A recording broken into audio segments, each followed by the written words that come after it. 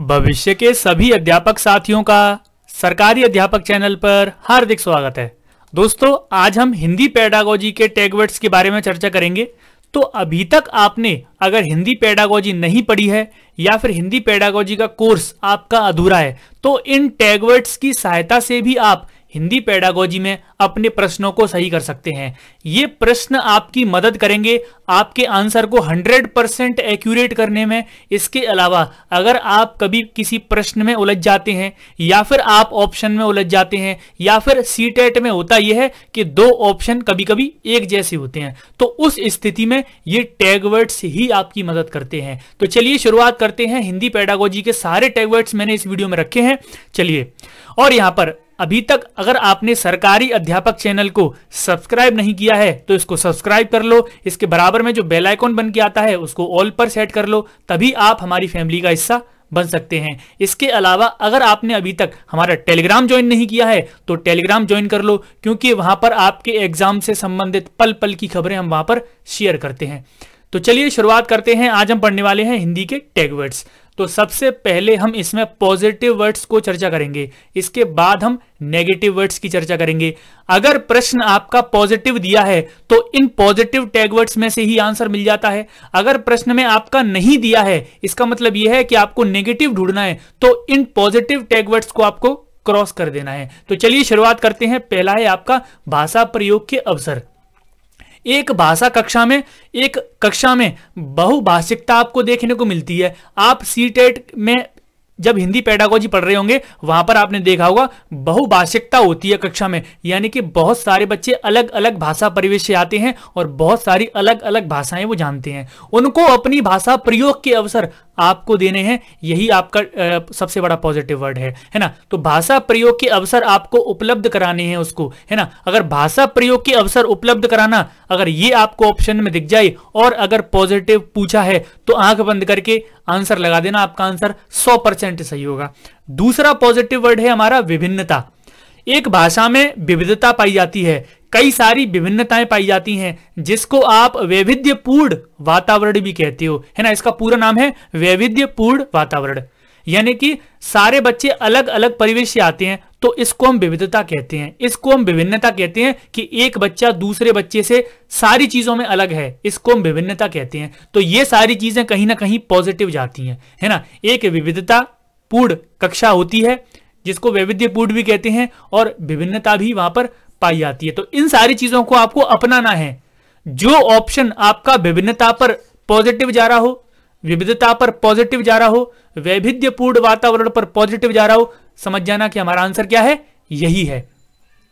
आगे का जो पॉजिटिव वर्ड है वो है प्रिंट समृद्ध माहौल। आपको बोला जाएगा कि कोई भी चीज आपको कक्षा में सिखानी है, बच्चों को एक समृद्ध वातावरण देना है। कैसा होगा वो वातावरण? तो प्रिंट समृद्ध वातावरण, या फिर बहुत सारी ऑप्शन आपको उसमें दे देगा, लेकिन उसमें से जो प्रिंट समृद्ध वातावरण है, प्रिंट समृद्ध माहौल है, वो सबसे बड़ा पॉजिटिव होता है। प्रिंट समृद्ध माहौल होता क्या है वो मैं आपको बताता हूं। जैसे पूरी कक्षा में आपके टीएलएम भी हैं, वहां पर बहुत सारे चार्ट पेपर भी हैं, बहुत सारे आपके मॉडल भी हैं, सारी चीजें हैं बच्चों के खेलने की, बच्चों के सीखने की, उसको बोलते हैं प्रिंट समृद्ध माहौल, है ना। तो वो अपने आप में बहुत बड़ा पॉजिटिव होता है। चलिए आगे है भाषा विविधता। तो भाषाई जो विविधता कक्षा में आपको देखने को मिलती है, आपको उसको एज ए संसाधन के रूप में लेना है। संज्ञानात्मक विकास उससे होता है और ये सीखने में बच्चे की वृद्धि करते हैं, है ना। भाषा विविधता जो है आपको संसाधन के तौर पर लेनी है, संज्ञानात्मक विकास इससे होता है और सीखने में वृद्धि भी इसी से होती है। तो भाषाई विविधता भी क्या है, आपको इंपॉर्टेंट है, पॉजिटिव है। जैसे आप बाल विकास में पढ़ते हो विविधता, और जब आप इसको लैंग्वेज में पढ़ोगे तो उसको भाषाई विविधता हो जाएगी, है ना। तो ये सारी चीजें आपको ध्यान में रखनी है, चाहे वो बाल विकास हो, चाहे ईवीएस हो, चाहे हिंदी पेडागोजी हो, सब में लगभग चीजें कुछ सेम है, तो सभी को आपको कनेक्ट भी कर लेना है। और अभी तक जिसने भी मैथ्स पेडागोजी या फिर बाल विकास का कोर्स पूरा नहीं देखा है और उसको लगता है कि उसके पास टाइम है कोर्स देखने का, तो अभी प्लेलिस्ट में चले जाइए। प्लेलिस्ट में आपको बाल विकास का पूरा कोर्स है, जो भी चैप्टर आपके समझ में नहीं आया उस चैप्टर को भी आप पढ़ सकते हैं। तो चलिए आगे बढ़ते हैं। आकलन। आकलन वाला चैप्टर मूल्यांकन वाला चैप्टर है। ये हिंदी पेडागोजी में मूल्यांकन वाले चैप्टर से लगातार प्रश्न आते हैं। आप 2019 का क्वेश्चन पेपर देखना, उसमें लगातार 3 क्वेश्चन हैं। 15 में से 3 क्वेश्चन आपके मूल्यांकन यानी कि आकलन वाले से हैं, और फिर 2018 का और 2019 जुलाई का भी देख लेना। लगातार 2-3 क्वेश्चन आते हैं। 15 में से 2 क्वेश्चन तो आपके मूल्यांकन वाले चैप्टर से ही आने हैं। तो मूल्यांकन वाला चैप्टर अगर आपने नहीं पढ़ा है तो उसको भी बड़े ध्यान से पढ़ लेना, है ना। मूल्यांकन वाला चैप्टर है, और प्रश्न आपका हमेशा आकलन बोलकर आता है। क्या बोलकर आता है? आकलन। मूल्यांकन नहीं बोलेगा आपको, आकलन बोलेगा। आपको समझ जाना है कि यही हमारा इवेल्युएशन यानी कि मूल्यांकन है। मूल्यांकन करने का सबसे बेस्ट तरीका होता है पोर्टफोलियो। पोर्टफोलियो अपने आप में ये मान लीजिए पूरी पेडागोजी में सबसे बड़ा पॉजिटिव वर्ड है। पोर्टफोलियो आपको दिख जाए, आंख बंद करके आंसर लगा देना, 100% आंसर यही होगा, है ना। चलिए आगे बढ़ते हैं। पढ़ना। अब यहां पर हिंदी पेडागोजी में आपके भाषाई कौशल पूछे जाते हैं। सुनना, बोलना, पढ़ना, लिखना। तो सुनना, बोलना, पढ़ना, लिखना, इनमें क्या क्या चीजें पॉजिटिव हैं वो मैं आपको बता देता हूं। आपके भाषाई कौशल कंप्लीट हो जाएंगे। पढ़ना में सबसे ज्यादा इंपॉर्टेंट होता है उसका अर्थ समझकर पढ़ना। जो भी विषय वस्तु आप पढ़ रहे हैं, जो भी टॉपिक आप पढ़ रहे हैं, उसका अर्थ समझकर, अर्थ ग्रहण करते हुए पढ़ना पॉजिटिव होता है। कोई भी चीज आपको ऑप्शन में दे दी जाए और उसमें दे दिया जाए पढ़ना कौशल से संबंधित है, धारा प्रवाह पढ़ना, रुक रुक कर पढ़ना, बोल बोल कर, तेज तेज बोलकर पढ़ना, या फिर अर्थ समझकर पढ़ना, तो आप समझ जाइएगा पॉजिटिव आपका क्या है? अर्थ समझकर पढ़ना। क्या है? अर्थ समझकर पढ़ना। चलिए आगे बढ़ते हैं। लेखन। जो आपका लेखन कौशल है, तो बोलेगा कि लेखन कौशल में सबसे ज्यादा इंपॉर्टेंट क्या है, सबसे ज्यादा महत्वपूर्ण क्या है। आपको वहां पर लेखन कौशल में देगा कि सुंदर लिखावट सबसे ज्यादा महत्वपूर्ण है, मौलिक विचार अभिव्यक्ति सबसे ज्यादा इंपॉर्टेंट है। तो वो मैं आपको बता देता हूं, यहां पर सबसे ज्यादा लेखन कौशल में इंपॉर्टेंट होता है आपके मौलिक विचारों की अभिव्यक्ति। विचारों की अभिव्यक्ति लेखन कौशल में बच्चा अगर विचारों की अभिव्यक्ति कर पा रहा है तो वो सबसे ज्यादा महत्वपूर्ण है, ना कि सुंदर लिखावट। सुंदर लिखावट अपने आप में नेगेटिव चीज है, नेगेटिव वाले वर्ड्स में भी इसको आप लिख लीजिएगा, अभी मैं आपको बताऊंगा। तो लेखन कौशल में क्या इंपॉर्टेंट है? मौलिक विचार, विचारों की अभिव्यक्ति, है ना। चलिए आगे बढ़ते हैं। व्यापक कथन। अगर आपको व्यापक कथन दे दे, जैसे कोई भी क्वेश्चन हो और उसमें कुछ भारी भरकम बड़े बड़े शब्दों जैसे समाज, शिक्षा, है ना, ये सारे कुछ बड़े बड़े शब्द हैं, भाषा प्रयोग, है ना, ये सारे बड़े बड़े शब्द हैं। आकलन में पोर्टफोलियो अपने आप में बड़े बड़े शब्द हैं। तो समाज जैसे शब्द, बड़े बड़े शब्द दे दे आपको, तो वही ज्यादातर हमेशा आंसर होते हैं। लेकिन इस तरह के प्रश्नों को पूरा पढ़ के ही समझा जाता है ना। तो अगर आप डाउट में हैं, किसी प्रश्न में आप डाउट में हैं, किसी ऑप्शन में आप डाउट में, तो इन पॉजिटिव वर्ड्स की सहायता से आप उसको अच्छे से एकदम क्लियर कर पाते हैं। चलिए और आगे देख लेते हैं। भाषा सीखने की क्षमता। ये जो चॉम्स्की का भाषा विकास का जो सिद्धांत है वो आप जरूर पढ़ के जाइएगा। अगर आपने नहीं पढ़ा है तो वहां पर ये समझ जाइएगा कि भाषा सीखने की क्षमता बच्चे में जन्मजात होती है। बच्चा कभी भी ऐसा नहीं है कि स्कूल में या फिर विद्यालय में या फिर कहीं जाकर भाषा सीखता हो।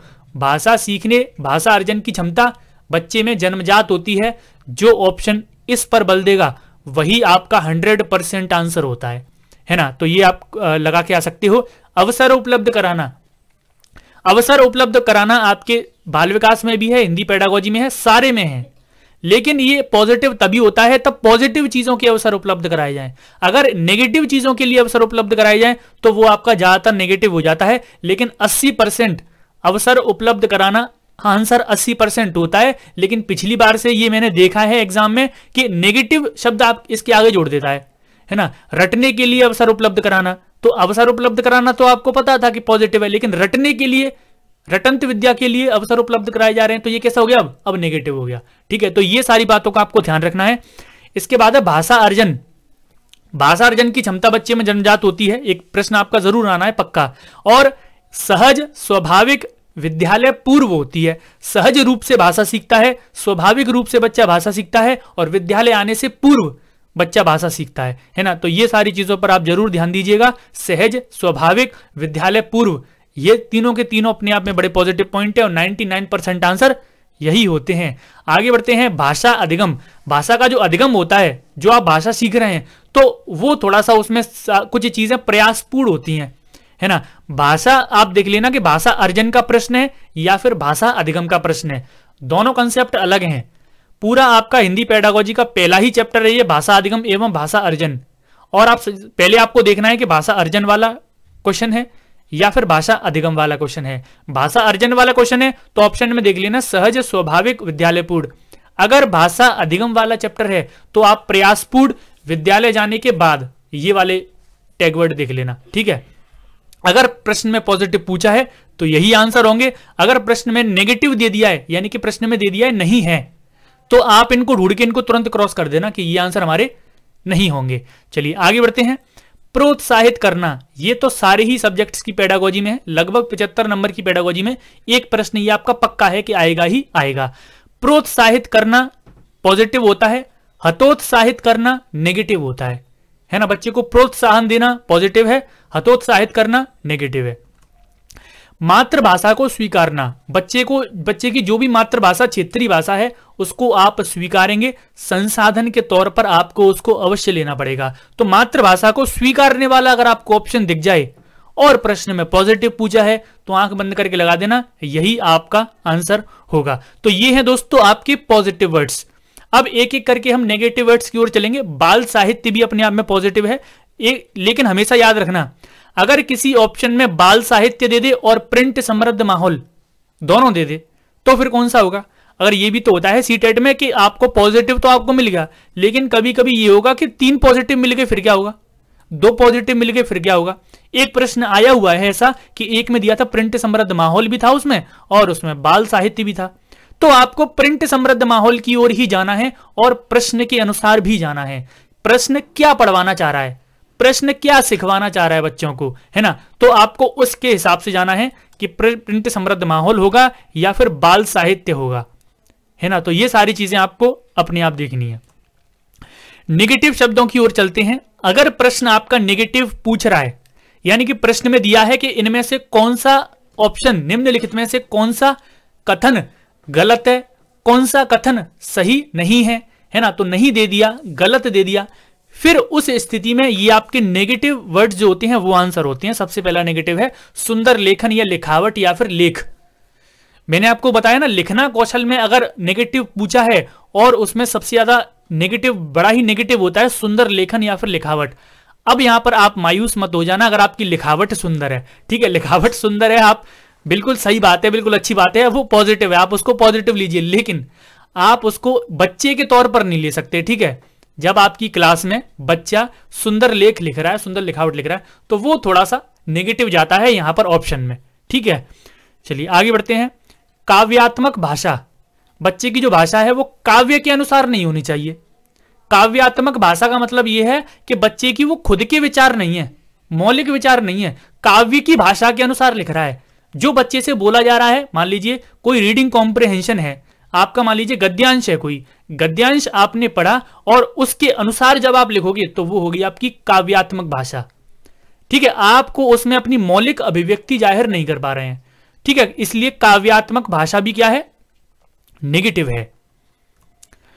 याद करना, कंठस्थ करना, स्मरण करना, ये अपने आप में नेगेटिव हैं, आपने पहले ही पढ़ लिए हैं, तो इसमें भी ये आते हैं, हिंदी पेडागोजी में भी आते हैं, इसलिए मैंने रखे हैं। ये हिंदी पेडागोजी में भी आते हैं, ईवीएस पेडागोजी में भी आते हैं, और इसके अलावा और भी सारी जो पेडागोजी है, पूरी 75 नंबर की पेडागोजी, अगर उसमें कहीं भी आपको याद करना, कंठस्थ करना, स्मरण करना दिख जाए तो आंसर गलत लगा देना। अगर पॉजिटिव पूछा है तो, अगर प्रश्न में नेगेटिव पूछा है तो इनको ही आंसर लगा के आना।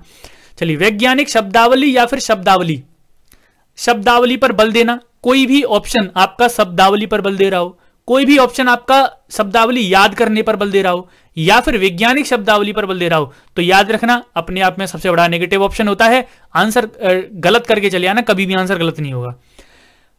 पाठ्य पुस्तकीय ज्ञान पर बल, पाठ्य पुस्तक के ज्ञान पर बल देना, है ना, तो ये तो अपने आप में नेगेटिव है, आपने हर सब्जेक्ट की पेडागोजी में पढ़ा होगा। पाठ्य पुस्तक के जो ज्ञान होता है, टीचर के अंदर जो ज्ञान होता है, वो सारा नेगेटिव होता है। जो ज्ञान बच्चे के पास है और जो वो अपने वातावरण में सीखेगा, केवल वही पॉजिटिव है ना, तो ये चीज आप याद रखना। आगे बढ़ते हैं। बाधा, जटिलता, ठीक है, किसी भी उसमें बाधा आए, जटिलता आए, है ना, तो बच्चे के सीखने में अगर बाधा, जटिलता किसी भी कारण आ रही है, किसी ऑप्शन में है, तो आप आंसर गलत करके चले आना, 100% सही आंसर होगा। केवल, मात्र, ही और भी, इसको आप याद कर लीजिए, ये मैंने आपको बाल विकास में भी पढ़ाया है। केवल मात्र ही भी, केवल मात्र ही भी, ये चारों के चारों नेगेटिव हैं।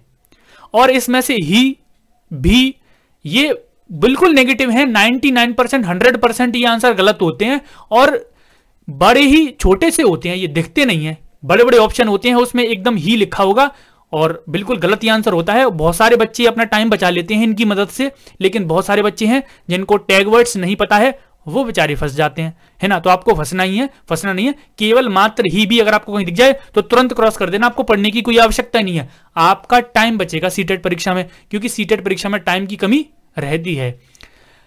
मानक भाषा पर बल देना, जो आपकी स्टैंडर्डाइज्ड लैंग्वेज है, मानक भाषा है, उस पर कभी भी बल नहीं देना है। अगर कोई भी ऑप्शन इस पर बल दे रहा है कि मानक भाषा के, जैसे मान लीजिए कोई भी चीज सिखाने की बात हो रही है भाषा, तो मानक भाषा से, मानक भाषा के तरीके से, मानक भाषा के तौर पर कुछ भी बोल दे तो आंसर आपका गलत ही होता है। आगे है आपका बच्चे की मातृभाषा को अस्वीकार करना। बच्चे की मातृभाषा को अस्वीकार नहीं करना है, बच्चे की मातृभाषा को संसाधन के तौर पर लेना है ना। जैसे प्रश्न ये आता है कि आप मान लीजिए राजस्थान में शिक्षक बन गए, जैसे आपने आने वाली रीट का फॉर्म भर दिया, आप रीट में क्या है एग्जाम पास कर लिया, फिर आपसे पूछ लिया गया कि मान लीजिए आपको राजस्थान में किसी हम ऐसे जिले में दे रहे हैं, यहां पर आपको राजस्थानी नहीं आती है, बच्चे वहां की क्षेत्रीय भाषा बोलते हैं, तो आप क्या करेंगे? तो फिर आपको यह बोलना पड़ेगा कि हमें वहां पर बच्चों की मातृभाषा, क्षेत्रीय भाषा को संसाधन के तौर पर लेना है, खुद सीखना है और बच्चों को भी सिखाना है। तो ये है आपके दोस्तों हिंदी पेडागोजी के नेगेटिव और पॉजिटिव वर्ड्स। आपको याद केवल इतना रखना है इनमें कि प्रश्न देखना है आपको। प्रश्न पॉजिटिव पूछ रहा है तो पॉजिटिव शब्द आंसर होंगे, प्रश्न नेगेटिव की ओर जा रहा है तो नेगेटिव वर्ड्स आंसर होंगे, है ना। तो ये सारी चीजों के माध्यम से आप 100% सटीक और कम समय में अपना समय बचाते हुए हिंदी पेडागोजी को भी करके आएंगे। उम्मीद करता हूं ये वीडियो आपको जरूर पसंद आई होगी, काफी कुछ आपको यहां से सीखने को मिला होगा। अगर आपको यहां से कुछ भी सीखने को मिला है तो इस वीडियो को लाइक करना है, आपको शेयर करना है, पहली बार है तो चैनल को सब्सक्राइब कर लेना है, बेल आइकन को ऑल पर सेट कर लेना है। मिलते हैं नेक्स्ट वीडियो में, आज के लिए इतना ही, धन्यवाद।